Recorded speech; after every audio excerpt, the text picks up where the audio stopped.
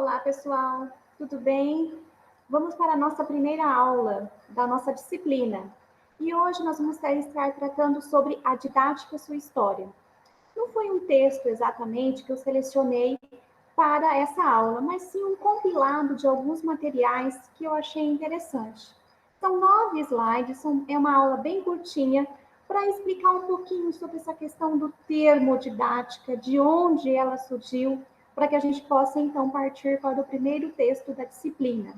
Então, o título que eu dei para essa aula hoje é A Didática e Sua História. Vamos tratar um pouco sobre o conceito de didática, de onde vem esse termo, né, e o que ele significa. Vamos lá? Bom, para iniciar, a gente precisa falar um pouquinho da história da didática, né, e ela está ligada ao aparecimento do ensino, no decorrer do desenvolvimento da sociedade, da produção e das ciências, como atividade planejada e intencional dedicada à instrução. Então, se nós pegarmos os nossos primeiros pontos lá na história da educação brasileira, vocês vão ter esse termo implícito nas primeiras aulas de história da educação, que é a instrução, né? Então, não era a questão do ensino, o direito à educação, não existia isso antes. Era o direito à instrução, tá? Então, por isso esse termo aqui. Desde os primeiros tempos, né, existem indícios de formas elementares de instrução e de aprendizagem, ou seja, pessoas que ensinam e aquelas que aprendem. Sabemos, por exemplo, que nas comunidades primitivas, os jovens passavam por rituais de iniciação para ingressarem nas atividades do mundo adulto. Pode-se, então, considerar esta uma forma de ação pedagógica, embora aí não esteja presente o didático, como uma forma, né, estruturada de ensino. Então, as pessoas faziam esse ritual aí de iniciação às atividades adultas, ensinando e os jovens aprendendo, né? Então, era uma das primeiras formas de instrução que se tinha nos primórdios da nossa história enquanto humanidade. E de onde vem esse termo, então, didática? Já voltando para o aspecto da pedagogia, da educação. De onde vem esse termo?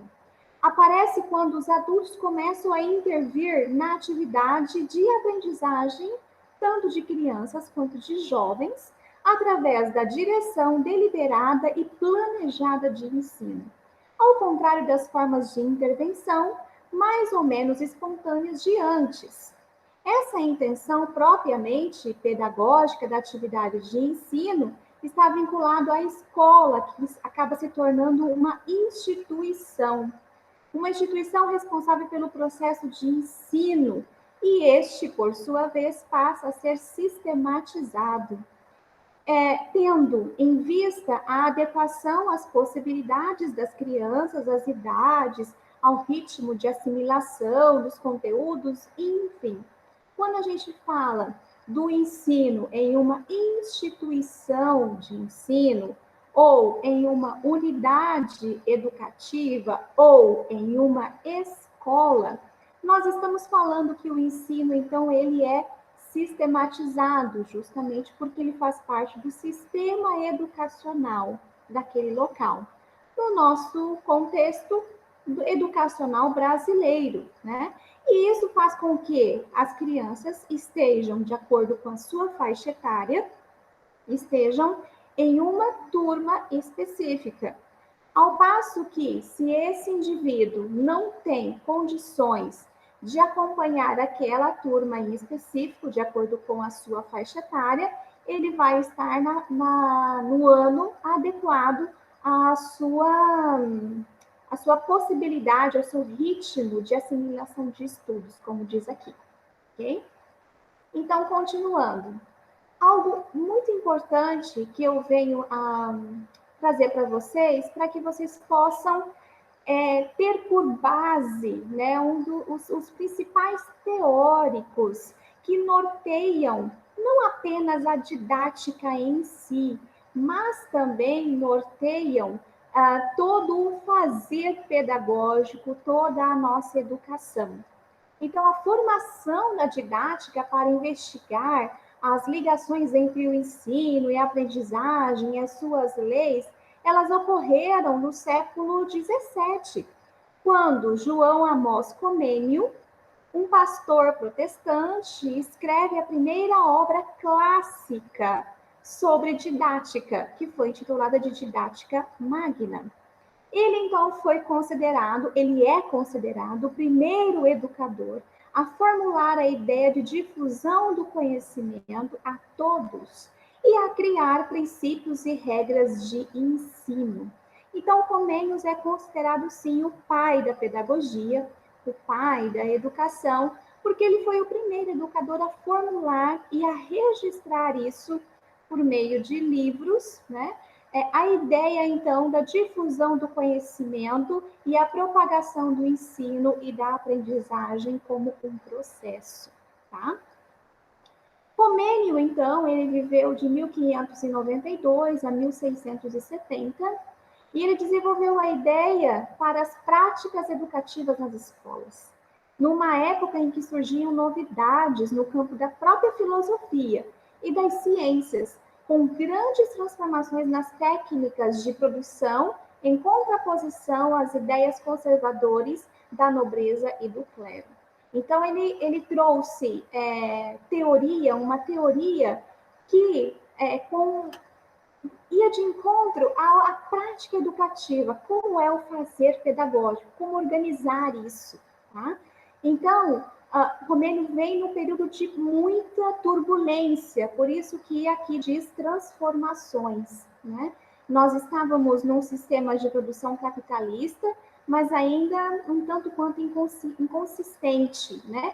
E já influenciava a organização da vida social, política e cultural também das pessoas.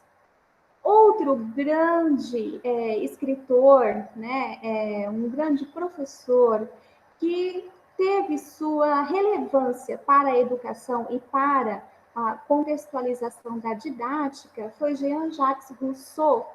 Ele viveu em 1712 a 1778. Ele procurou interpretar as aspirações, propondo então uma concepção nova de ensino. E essa concepção era baseada na necessidade e também no interesse imediato da criança. A preparação da criança para a vida futura, e elas precisavam ser levadas a despertar o gosto pelo estudo. Então, a educação para Rousseau é um processo natural, ela se fundamenta no desenvolvimento interno do aluno, da criança. Rousseau não colocou em prática suas ideias, nem elaborou uma teoria de ensino, mas a concepção que ele aborda de educação tem a sua relevância, por isso que nós o estudamos. Outro grande pensador que tem as suas contribuições na didática é Henrique Pestalozzi. Ele viveu de 1746 a 1827. E ele viveu e trabalhou até o fim da sua vida voltado para a educação de crianças pobres, em instituições que eram dirigidas por ele mesmo. Né? Para ele, o ensino como meio de educação, de desenvolvimento das capacidades humanas. Então, o ensino tinha essa perspectiva de desenvolvimento de capacidades, como o cultivo do sentimento, da mente, do caráter. A ele, então, atribuía grande importância ao método intuitivo, levando, então, os alunos, as crianças, a desenvolverem um senso de observação, análise dos objetos e também dos fenômenos da natureza, e a capacidade da linguagem, através da qual se expressa também em palavras o resultado de suas observações. E nós temos também um outro grande pensador que teve a sua relevância para a formulação da didática que nós temos hoje, que é Johann Friedrich Herbert. O Herbert viveu de 1766 a 1841. Este já era formado em pedagogia, né? Ele era um pedagogo alemão, ele teve muitos discípulos, ele foi um grande inspirador da pedagogia conservadora, por causa da sua presença constante na sala de aula brasileira, né? Ele também desenvolveu uma análise do processo psicológico didático de aquisição de conhecimento sobre a direção do professor. E a principal tarefa na visão dele, da instrução, é introduzir ideias corretas na mente dos alunos. O professor, então, nada mais é do que um arquiteto da mente, para Herbert. E John Dewey, que viveu de 1859 a 1952, ele trouxe grande influência no movimento da escola nova na América Latina e, consequentemente, né, em particular aqui no Brasil. Para ele, a escola é a própria vida. A educação é o resultado da interação entre os organismos e o meio através da experiência e da reconstrução da experiência. A função mais genuína da educação, então, é prover condições para que haja a possibilidade de promover a estimulação, a atividade própria de organismos, para que haja, então, o alcance dos seus objetivos de crescimento e desenvolvimento. Bom, vocês devem estar se perguntando, mas por que a professora trouxe John Dewey, trouxe Herbert, trouxe Pestalozzi, trouxe Rousseau, trouxe Comênio? Por quê? Porque cada um desses grandes influenciadores da educação no mundo, não apenas aqui no Brasil, eles trouxeram contribuições para a didática que nós temos hoje. Então, eu sugiro que vocês anotem, revejam essa aula e anotem o que tem a essência de cada um desses grandes pensadores da educação, não apenas brasileira, mas da educação enquanto mundo, né? O que eles, como eles entendiam e concebiam a educação.